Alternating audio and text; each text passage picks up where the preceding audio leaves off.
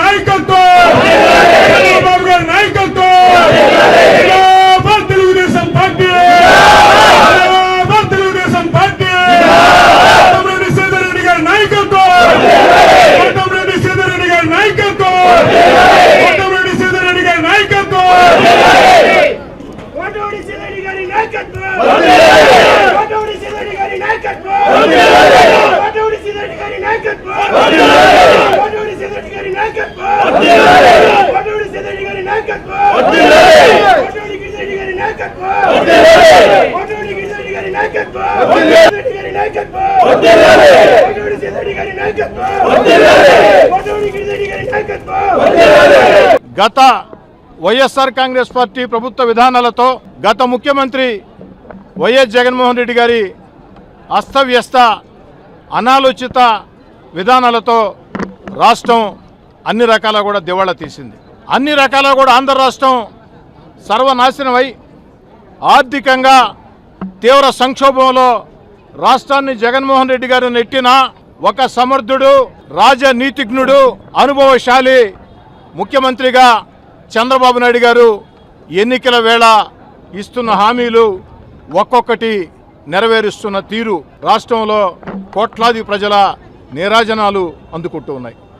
మామూలుగా జగన్మోహన్ రెడ్డి గారు ఈ రాష్ట్రాన్ని దివాళా తీస్తే జగన్మోహన్ రెడ్డి గారు ఆంధ్ర రాష్ట్రంలో సంపద సృష్టించే పరిస్థితి లేకుండా చేస్తే భారతదేశంలో ఆంధ్ర రాష్ట్రం ఒక మంచి పేరు ప్రఖ్యాతుల్ని జగన్మోహన్ రెడ్డి గారు సర్వనాశనం చేస్తే ఈరోజు ఇంకెవరైనా ముఖ్యమంత్రిగా ఉంటే ఏం చేయాలో పాలుపోని పరిస్థితి.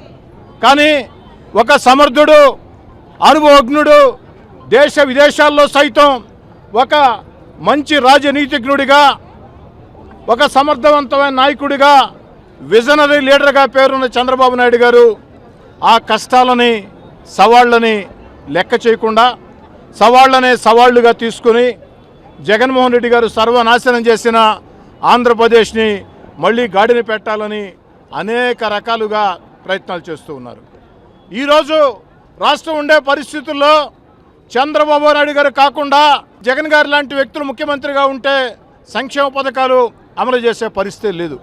అలాంటిది చంద్రబాబు నాయుడు గారు ఎంతో సమర్థవంతంగా ఆర్థిక సంక్షోభంలో రాష్ట్రం అన్ని రకాల ఇబ్బందుల్లో ఉన్నా ఒక సమర్థవంతమైన నాయకుడిగా ఈనాడు ఆంధ్రప్రదేశ్లో ఎన్నికల వేళ ప్రజలకు ఇచ్చిన హామీల్ని నెరవేరుస్తూ ఉన్నాడు. ఏదైతే నిరుద్యోగులకు ఉద్యోగాలు వచ్చే మెగా డిఎస్సి మీద తొలి సంతకం, దివ్యాంగులకి ఏదైతే పెన్షన్లు, ముఖ్యంగా జూలై 1వ తారీఖున చంద్రబాబు నాయుడు గారు ముఖ్యమంత్రి అయితే జూలై 1వ తారీఖున అవ్వతాతల ఇళ్లకి 7,000 పెన్షన్ అందుతుందని నేరుగా ఇంటికి వచ్చే ఇస్తారని చంద్రబాబు నాయుడు గారు ఎన్నికల వేళ చెప్తే వైఎస్ఆర్ కాంగ్రెస్ పార్టీ ఆనాటి ముఖ్యమంత్రి జగన్మోహన్ రెడ్డి గారు వైఎస్ఆర్ కాంగ్రెస్ పార్టీ నాయకులు అవహేళన చేశారు.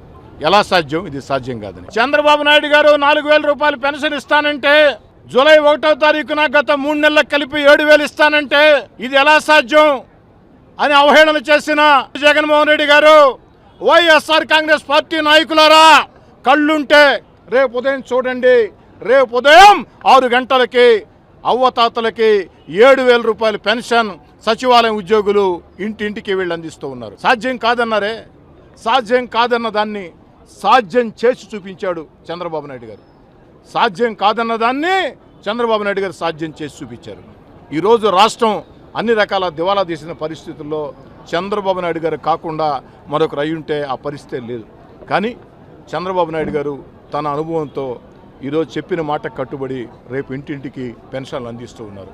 అందుకే తెలుగుదేశం పార్టీ జాతీయ అధ్యక్షులు ముఖ్యమంత్రి చంద్రబాబు నాయుడు గారికి నెల్లూరు రూరల్ ఎమ్మెల్యే కార్యాలయంలో ఘనంగా వారి కటౌట్కి పాలాభిషేకం వేలాది మంది కార్యకర్తల సమక్షంలో పాలాభిషేకం చేయడం జరిగింది. అవ్వతాతల పక్షాన, దివ్యాంగుల పక్షాన ఏదైతే ఆ భూ హక్కుల చట్టంతో భయభ్రాంతులై తమ తాతలు తండ్రులు తమ కష్టంతో కొనుక్కున్న పొలాల మీద మాకు హక్కు లేదా అని భయభ్రాంతులైన ప్రజల పక్షాన, పేదవాడి ఆకలిని తీర్చే అన్న క్యాంటీన్ల పక్షాన చంద్రబాబు నాయుడు గారికి ప్రత్యేకంగా ధన్యవాదాలు తెలియజేసేదానికే ఈ పాలాభిషేకం కార్యక్రమాన్ని చేశామని తెలియజేస్తూ రేపు ఉదయం ఒక పండుగ వాతావరణంలో ఆంధ్రప్రదేశ్ వాడవాడలా అవ్వతాతల ఇంటింటికే వెళ్ళి పెన్షన్లు 7,000 రూపాయలు అందించబోతున్నాం.